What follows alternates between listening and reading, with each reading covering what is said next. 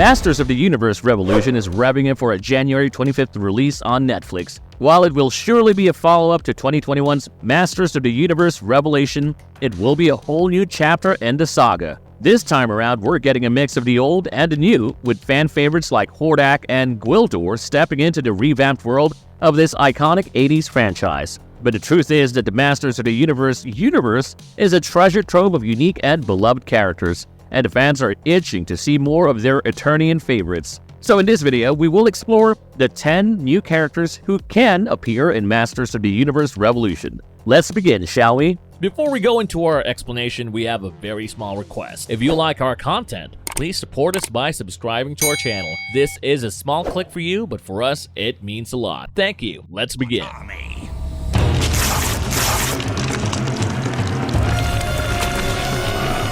King Hiss. King Hiss, the notorious leader of the Snake Men, is one of the most powerful villains in the He-Man universe and serves as the arch-enemy of the cosmic enforcer Zodak. You see, Eternia was first ruled by the Snake Men, and Hiss was their king. This guy's history goes way back to the ancient times in Eternia, where he almost had the world in his grasp. King Hiss, in his sinister snake form, nearly brought Eternia to its knees, only to be thwarted by the Elders and Zodak. He even fought with King Grayskull before Hordak, and his evil horde even entered the picture. Now, King Hiss himself wasn't always the Snake King we know today. Initially, he was Hiss of the Viper House and served a mysterious evil entity called the Unnamed One. From there, he climbed the ranks to become the most feared of the Snake Men. He can transform from a humanoid snake into a human-like figure, all while mastering some seriously ancient dark magic that could rival that of the Elders. Naturally, his human guise is just a front. When he sheds his skin, he's a mass of snakes from the waist up. His powers are pretty versatile too. We're talking magic that does everything from creating barriers, telekinesis, and even animating Snake Mountain. In the comics, he uses his magic to amp up his Snake Men army to make them faster and more efficient. And if the situation calls for it, he can adapt his body to different environments, like growing gills for underwater adventures. The 2010s version of King Hiss keeps most of these traits, but adds a new ability. He can take over people's bodies, leaving them like an empty, hollowed-out shell.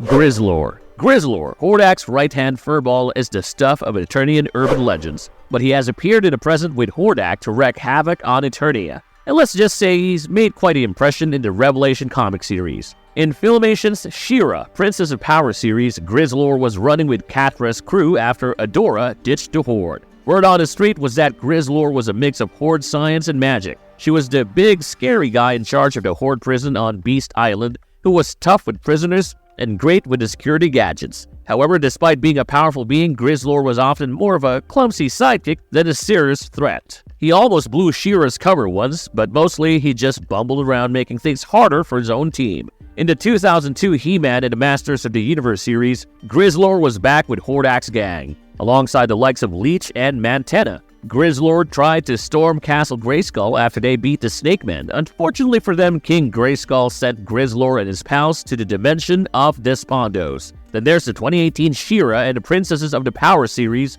where Grizzlor is depicted as a senior Horde captain under Hordak. She was even there when Baby Adora, aka Shira, arrived at the Horde. He got into a tussle with Shira over Swift Wind but ended up eating dust, thanks to a timely save by the Swift Wind himself. Grizzlor, however, managed to slip away, marking his first encounter with Shira. For the honor of Grayskull! Shira. In Eternia, King Randor and Queen Marlena had a set of twins, Adam and Adora. But Adora got snatched as a baby by Hordak, the big bad boss of the evil Horde. Hordak hightails it to Etheria with baby Adora, where she grows up brainwashed to be a top-notch force captain for the Horde. Meanwhile, back on Eternia, the sorceress sends Adam and his pal Cringer to Etheria to find who the Sword of Protection truly belongs to. Well, of course, it belonged to Adora. The sorceress, through the Source Jewel, drops the bombshell on Adora about her true past and her twin brother Adam, aka He-Man. Adora's mind control days are over in a flash. She sees her brother in danger and suddenly she's Shira, the hero. She busts He-Man out, leaps out of the window, and lands her steed spirit, who transforms into Swift Wind. a talking wind unicorn. They zoom off to warn the rebellion. After a brief stint on Eternia, Shira knows she's got to go back to Etheria to help free the planet from the Horde's clutches. Shira's not just a pretty face, she's packed with charisma and some serious muscle. We're talking lifting giants, robots, and even buildings. Plus, she's super fast, dodging energy blasts with her sword like it's no big deal. She's got a soft side too, with powers like talking to animals and healing. It's a bit of a mystery if there's a limit to how long she can stay Shira before reverting to Adora. There are times she's forced back into her Adora form, so there's definitely some kind of limit to her powers. Her sword of protection is nearly unbreakable, can deflect energy and shoots beams from its central stone. Also, it's this stone that transforms spirit into swift wind. Leech. Leech was a super notorious bad guy from the Horde. Leech's features are both weird and kinda cool. His action figure came with suction cups on his mouth, hands, and feet, making him stick to pretty much everything. While Leech rocked the He-Man toy line and mini-comics first, he actually made his TV debut in Shira, Princess of Power, not He-Man, and the Masters of the Universe. Yeah, that's a bit of a change in the usual order of things. Now with Hordak gearing up to be the main villain in Revolution, fans are buzzing with excitement. It's like if Hordak's in, his Horde can't be far behind, right? And among those, Leech should be a no-brainer to show up first. Why? Well, for starters, his energy-draining powers are seriously cool and creepy. Plus, his unique look makes him a villain you just can't forget. With Kevin Smith at the helm of this updated adaptation, we can expect Leech to be a pretty fearsome character. Those suction cups in action in the modern animation style are bound to give some serious chills.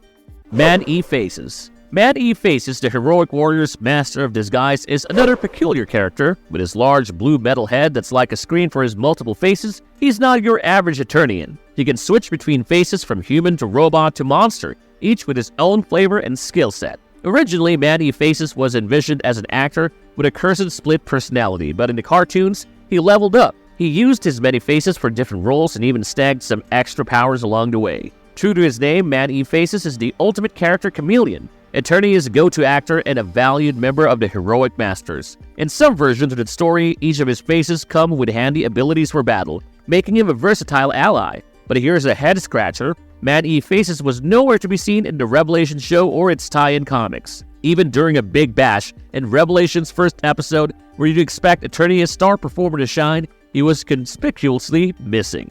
It's a bit of a letdown, especially considering his standout portrayal in the CGI Netflix series, which many fans reckon is his best depiction yet. As for Revelation, it feels like a missed opportunity not having Man-E-Faces around. His ability to morph and adapt could have added an extra layer of intrigue and entertainment. Who knows, maybe a future season of Revelation might rectify this oversight. After all, in a universe brimming with magic and muscle, a guy with a mechanical head full of faces would fit right in.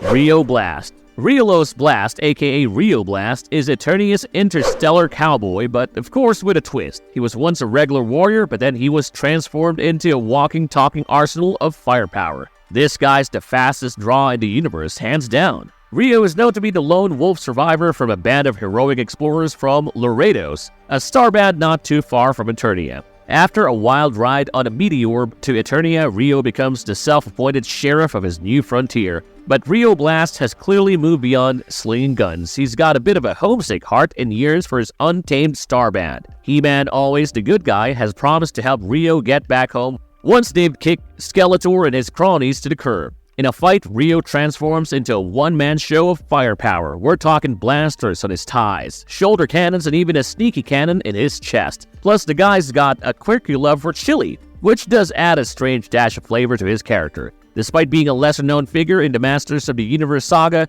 Rio Blast is no less cool. Now, Rio Blast hasn't graced any Masters of the Universe show before. His claim to fame is the original 1980s mini-comics and his bio in the classic toy line. That's it. So him showing up in Revolution would be a massive nod to the old school fans. It's like unearthing a hidden gem from the He-Man treasure trove. Rio Blast storming into Revolution would bring a fresh Wild West vibe to the mix, delighting fans who've been following the saga since the good old days.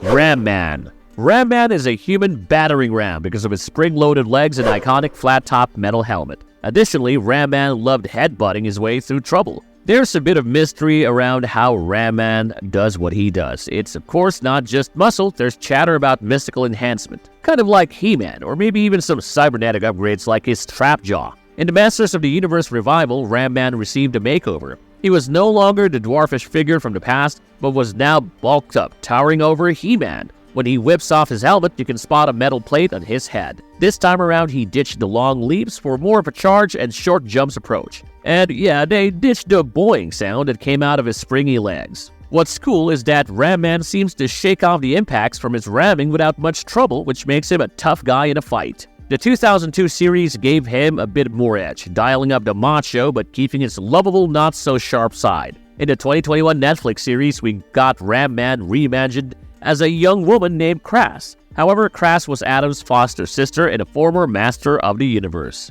Webstor. Webstor was part of the evil warriors and is remembered as a spidery nightmare, as he looks like the love child between a man and an arachnid. Mattel labeled him the master of escape. This dude comes with a black widow symbol on his chest armor and a backpack with a rope with a grappling hook for scaling walls and making swift getaways. There's something about Webstor that just gives you the creeps. In a good way, if that's possible. It's not your run-off-the-mill villain. He's got this eerie spider vibe that sticks with you. In every major Masters of the Universe adaptation, there he is, sneaking around using his web-slinging tricks to trap his enemies, just like a real spider. In Revelation, Webstor was kind of like the guy who shows up to the party, but just hangs out in the corner. He was there, sure, but didn't do much more than just, well, stand there. With Powerhouse Animation bringing their A-game to the series, it was a real missed opportunity. Imagine what they could do with Webstor's creepy crawly talents. If Revelation decides to give Webstor some more spotlight, it could really amp up the series.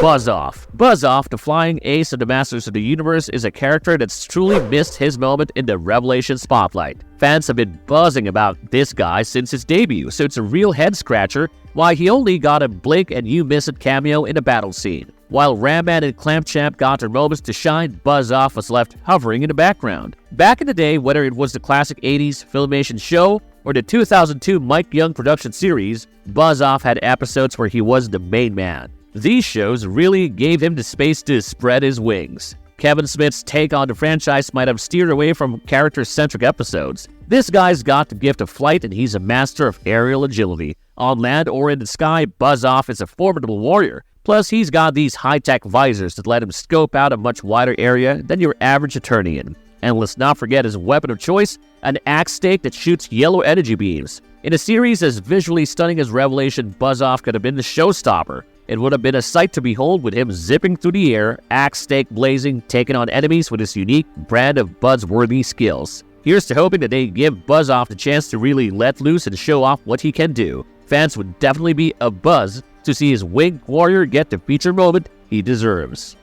Stratos. Stratos, the winged leader of the bird people of Avion, was an ally of He-Man and one of the most trusted ones. Stratos brings more than just the power of flight and aerial acrobatics to the table. He's also got these sharp bird-like eyes that make him an ace spy for the heroic warriors. In the mini-comics, Stratos isn't shy about firing lasers from this gadget, though this cool feature doesn't show up in other media. Mattel originally thought of Stratos as a bad guy. There's even some early unreleased promo stuff for the toy line that shows him in a villainous light, not to mention a brief cameo in He-Man and the Power Sword, where he's on the dark side. Now, just like Buzz-Off, Stratos is a fan favorite who surprisingly only got a cameo in Revelation. This guy's been in every TV adaptation of Masters of the Universe, even popped up in a 2021 CGI Netflix series. It's a bit odd that a character with a history of feature episodes in other shows only got a flyby appearance in Revelation. With Revolution confirmed for a 5-episode run, fans are crossing their fingers that these guys get the screen time they deserve. It's high time these warriors take the spotlight and show off their skills and savvy, but then again, we'll find out soon enough. If you enjoyed this video, click on the like button and comment below about which other movie reviews you would want to watch. And don't forget to subscribe to our channel.